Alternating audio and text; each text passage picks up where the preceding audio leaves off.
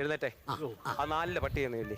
4ലെയോ? ആ, ഒരു 4 4 ഒരു 4 4. ആ, 24 ഇരുന്നാലും 4, കിടന്നാലും 4, നിന്നാലും 4.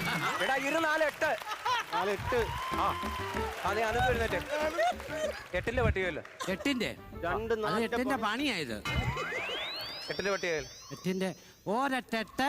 ആ, 16. ആരുടെ? എന്റെ. എടാ ഈരട്ട് 16. ഈരട്ട് 16. മൂക്കെട്ട്. നോക്കട്ടെ.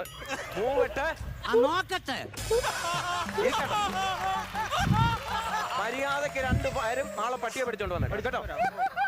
ഇന്ന് ഞാൻ ആരെ കണ്ടിട്ടാണ് ഇറങ്ങിയത്? മൈനെ കണ്ടു കാണും.